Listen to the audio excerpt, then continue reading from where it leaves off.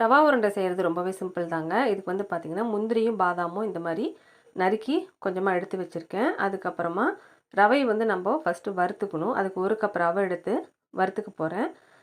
ரொம்ப ஹையில் வைக்காமல் கொஞ்சம் லோ ஃப்ளேமில் வச்சு இந்த மாதிரி வறுத்துக்கலாம். கூடவே நெய் கொஞ்சம் கொஞ்சமாக போட்டு வறுத்துக்கணும். நம்ம வந்து தூள் பண்ணி வச்சோம் இல்லையா, முந்திரியும் பாதாமும், அதையும் நம்ம இதோட தூவிக்கலாம். இப்போ வந்து சர்க்கரையும் ஏலக்காவும் பவுட்ரு பண்ணி எடுத்துகிட்டு வந்துக்கலாம். கொஞ்சம் கொஞ்சமாக நெய் விட்டு இந்த மாதிரி நம்ம வறுத்துக்கணும். இது கூட உப்பு, நம்ம ஏலக்காவும் சர்க்கரையும் அடித்து வச்ச பவுடர் எல்லாம் போட்டு கொஞ்சமாக அப்படியே கிளறிக்கோங்க. இறக்கும் பொழுது பார்த்திங்கன்னா கொஞ்சம் கொஞ்சமாக தேங்காய் பால் இல்லைன்னா பசும்பால் கொஞ்சம் கொஞ்சமாக விட்டு நம்ம இந்த மாதிரி ஒன்றா திரண்டு வர வரைக்கும் கிளறிக்கோங்க. ஏன்னா அந்த ரவை வந்து கொஞ்சம் வேகணும். அதுக்காக தான் தேங்காய் பால் சேர்க்குறது. டேஸ்ட்டு ரொம்ப நல்லாயிருக்கும்.